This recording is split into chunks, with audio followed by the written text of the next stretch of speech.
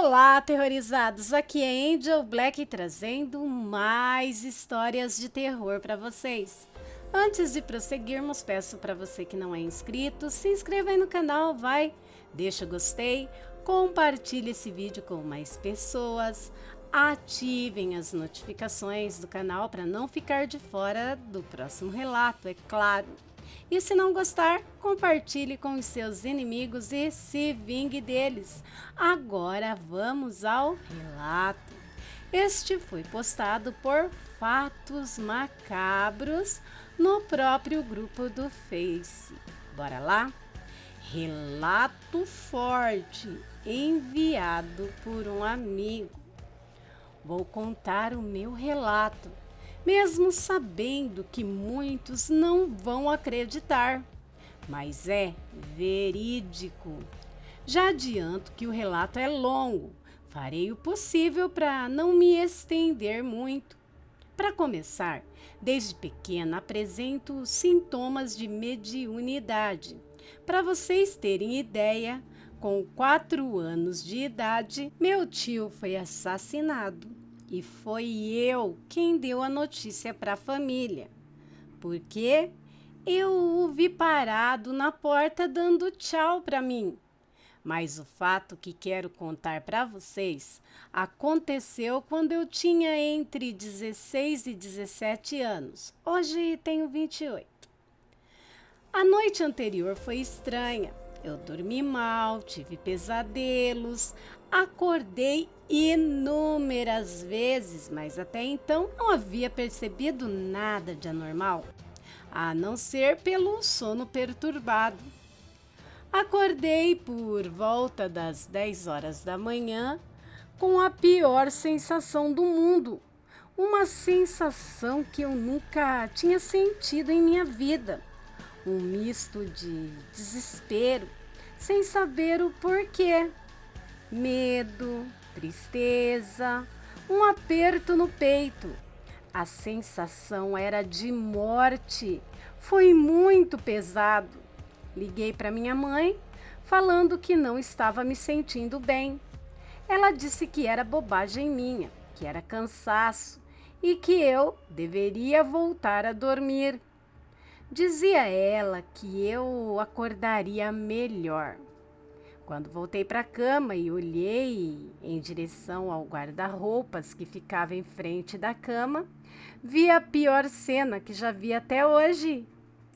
Vi um homem de estatura mediana, em torno de 1,70 m de altura, pele morena, meio calvo. Esse homem estava muito sujo e muito machucado e com uma expressão de raiva. Mas o que me chamava atenção mesmo eram os ferimentos. Quando ele abria a boca, saía um jato de sangue. E acredito, inclusive, que por esse motivo ele não falava. Só se comunicava comigo mentalmente. Ele começou a me dizer, dentro da minha cabeça, que se eu não me matasse, faria com que eu matasse minha família. Falava que tomaria meu corpo e me faria esfaquear a todos enquanto dormissem. Falei para ele que não iria fazer aquilo, que não iria tirar a minha própria vida e que ele fosse embora. Mas comecei a ter delírios. Ele começou a me fazer ter visões. Eu me via esfaqueando minha família enquanto dormiam. As visões eram tão fortes que eu chegava a sentir gosto de sangue na boca. Ainda assim, eu resisti.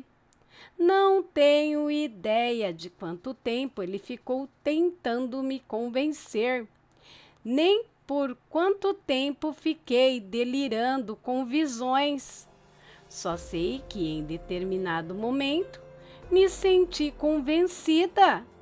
Ele me convenceu que o melhor era eu cometer o suicídio. e ir com ele, porque assim eu estaria protegendo a minha família. Então, eu fui até a cozinha, peguei todos os remédios que encontrei, inúmeras cartelas de medicações que minha avó tomava para diabetes, coração, pressão. Voltei para o quarto com uma garrafa d'água e todos os comprimidos. E enquanto tirava os comprimidos das cartelas, eu continuava implorando para que ele não fizesse aquilo comigo. Dizia para ele que eu era nova, que eu era jovem, que eu não queria morrer. Para que vocês entendam a sequência dos fatos, preciso explicar uma situação. Nessa época morávamos com a minha avó e nos fundos da nossa casa tinha uma casinha velha que ela usava como lavanderia. Minha avó tinha vício em lavar roupas e todo santo dia se enfiava nessa casinha dos fundos. Só entrava em casa quase no final da tarde. E nesse dia não foi diferente. Eu estava dentro de casa sozinha e ela na casinha dos fundos. Voltando aos fatos. Quando coloquei uma porção de comprimidos na boca e que me preparei para engoli-los, minha avó invadiu o meu quarto sem nem ao menos bater na porta, coisa que nunca acontecia. Tínhamos uma política de respeito, de nunca entrar sem bater na porta.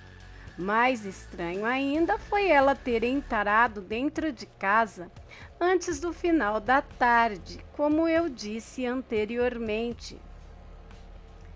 Daqui em diante contarei o que me contaram, porque eu apaguei e não me lembro de muita coisa. Minha avó, ao me ver naquela situação, tentou tirar os comprimidos de mim e eu entrei em luta corporal com ela. A joguei no chão, agredi verbalmente, dizendo que levaria essa vagabundinha comigo. Ela tirou forças de onde não tinha para me segurar e no meio desse confronto corporal, achou uma carta enfiada no bolso do meu pijama, o que eu rapidamente tirei das mãos dela e comi o papel inteiro. Não me lembro de ter escrito essa carta, tampouco me lembro de tê-la comido.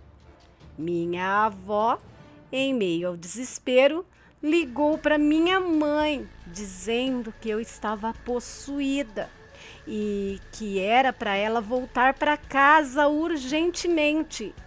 Mas como a minha mãe demoraria no mínimo 2 horas para chegar em casa, pediu para que uma tia evangélica fosse até em casa ver o que estava acontecendo. Minha tia já foi preparada, levou 4 irmãos da igreja que me encontraram lá, sentada na cama e falando coisas como: ela vai morrer sim, a vagabundinha é minha. A partir daí, começaram a orar, oração em cima de oração, e minha situação não mudava. Eu continuava incorporada, agredindo a todos, falando palavrões e tirando barato das orações. Minha mãe, quando chegou, disse que viu uma cena de filme de terror. Eu sentada na cama e quando a vi disse: "Oi, mãezinha, só faltou você para o circo ficar completo." A cena foi tão forte para minha mãe que ela ficou no quintal o tempo todo. E os irmãos continuaram orando, repreendendo, mas nada, absolutamente nada fazia com que aquela coisa saísse de mim. Comecei então a ter alguns momentos de consciência. Cada vez que eu voltava, me sentia exausta, meu corpo doía, eu chorava, pedia ajuda, mas era questão de segundos para ficar inconsciente novamente. Em um desses momentos de consciência, me lembro de ter visto uma amiga de infância da minha mãe entrando no quarto. A Renata, nome fictício, é claro, também era evangélica e foi lá para ajudar. Assim que Renata entrou no quarto, olhei-a fixamente, porque dela saía uma luz. Era diferente das outras pessoas. Eu via uma luz saindo do umbigo dela, uma luz amarelada, brilhante. Mas voltei a ficar inconsciente rapidamente. Foi quando ele, através de mim, disse para Renata: sabia que dentro do seu ventre cresce uma vida, irmãzinha, mas não vai para frente.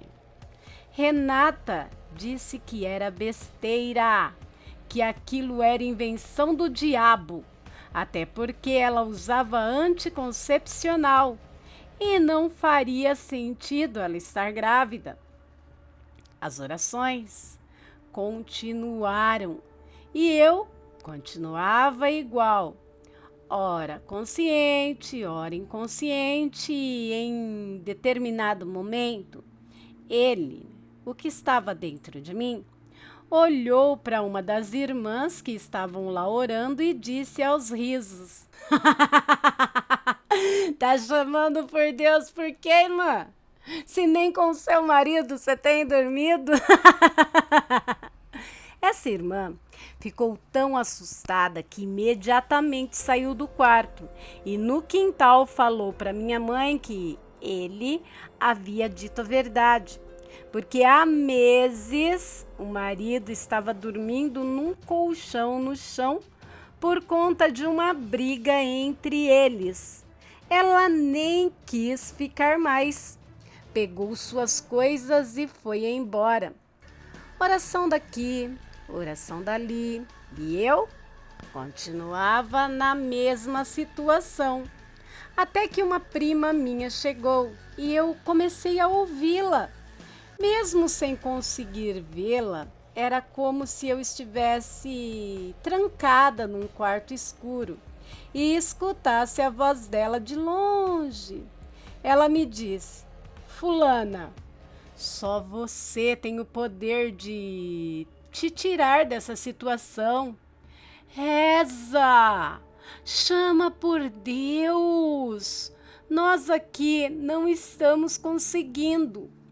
Foi quando eu fiz a oração mais forte da minha vida. Me voltei para mim mesma e chamei por Deus. De repente, ouvi um silêncio. E quando abri os olhos, me vi levitando no meio do quarto. E em volta de mim haviam 7 homens de branco. O quarto era tomado por um silêncio absurdo e uma luz violeta. Aqueles homens não me deram medo, tanto é que dormi rapidamente. Acordei somente no dia seguinte, calma, com o corpo dolorido, mas muito bem. As pessoas me contaram tudo o que tinha acontecido.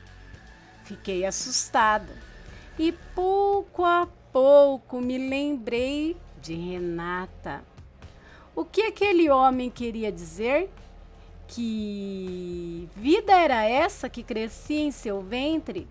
Se Renata estivesse grávida, o que aconteceria com o bebê? Os dias se passaram e, exatamente 1 mês e meio depois, veio a surpresa. Renata estava mesmo grávida. Muita felicidade! Finalmente viria o varão que tanto ela pediu a Deus. Afinal, era obra de Deus, né? Ela engravidou, mesmo tomando anticoncepcional. Eu entrei em desespero. O que aconteceria com o bebê da Renata? Uma paranoia tomou conta de mim. Fazia minha mãe ligar para Renata quase todo dia. Eu precisava da certeza que tudo corria bem. E assim foi. Uma gravidez tranquila, tão tranquila que me fez relaxar. Mas, ao completar 7 meses, Renata começou a sentir muita falta de ar. Os médicos diziam que era normal, que o bebê comprimia o pulmão e por isso a falta de ar, mas que a gravidez era saudável e o bebê também. Eu sabia que aconteceria algo. Pedi a Deus novamente, confiante que Ele intercederia.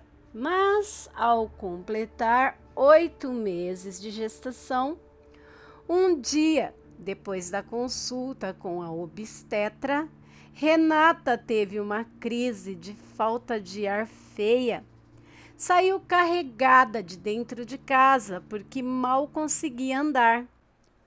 No caminho do hospital, teve a primeira parada cardíaca. Chegou no hospital parada, sem sinais vitais. Os médicos fizeram uma cesárea de emergência ali mesmo. O bebê, que aliás era uma menina, nasceu paradinho, mas conseguiram reanimá-lo. Já a mãe veio a óbito ali mesmo, na mesa de emergência. Quando recebi a notícia, não acreditei. Me lembro de ter sentado no chão da sala e ter chorado copiosamente. Gritei, falei para minha mãe das inúmeras vezes que eu avisei que algo aconteceria, mas ninguém me escutou. O bebê ficou 7 meses na UTI, cheia de sequelas. Não anda, não fala, não esboça reação alguma. Hoje já é uma menina grande, praticamente em estado vegetativo. Mas a história não acaba aí. Se lembram da moça que não dormia com o marido? Pois então, há 3 anos, mais ou menos, ela surtou. Surtou do nada. Enlouqueceu. Saía pelas ruas falando sozinha. Não reconhecia as pessoas. Chegou a ficar quase 6 meses internada numa clínica psiquiátrica. Saiu de lá pior do que entrou. Meses depois da alta, acabou falecendo em casa de uma parada cardíaca. Alguns fatos que me chamam muita atenção. Renata, pouco antes de ter a primeira parada cardíaca dentro do carro, deu um soco no vidro e disse: "Não deixem ele me levar!" E desfaleceu em seguida. A moça que enlouqueceu vivia para cima e para baixo conversando com um homem invisível, dizendo que era perseguida e que seria morta por ele. Eu mesma, inclusive, cheguei a ver pessoalmente ela batendo boca com alguém que só ela via. Ambas morreram de parada cardíaca e ambos os laudos necroscópicos deram como parada cardíaca com causa desconhecida. O laudo aponta que não houve motivos para os corações pararem. Simplesmente pararam. Hoje esse assunto é proibido dentro de casa. E minha mãe não permite que ninguém comente absolutamente nada sobre isso. É assustador, hein? Nesse mundo acontece tanta coisa que é de arrepiar. E o mal, nós sabemos que existe, gente, e está mais perto do que imaginamos. Então temos que tomar muito cuidado com o mundo sobrenatural. Bem, se você ficou até o final do vídeo, ainda não é inscrito, se inscreve aí, deixa o seu like, compartilha esse vídeo com mais pessoas, deixa um comentário aí se você já ouviu histórias parecidas ou conhece alguém que já passou por isso. Ativem as notificações do canal tocando o sininho lá na opção todas para não ficar de fora quando eu postar algo novo aqui na plataforma. E quem quiser e puder dar um up a mais para o canal pode usar o superchat, super stickers, valeu, e até mesmo o Pix. Toda ajuda é muito bem-vinda, galera. E eu agradeço do fundo do coração. Se você tem um relato, um conto, uma história e queira compartilhar conosco, envie para o e-mail do canal, que é luzsonjavermelha@gmail.com. Tudo em letrinhas minúsculas e vai estar anexado na descrição do vídeo e também no primeiro comentário do mesmo.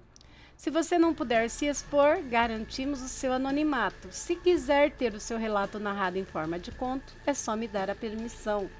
E se quiser que eu divulgue aqui os seus trabalhos, ficarei honrada em fazê-lo. Na descrição do vídeo tem muita coisa legal, assim como também nas playlists do canal, que está recheada de vídeos. Você pode prestigiar os outros canais e me seguir nas outras redes sociais.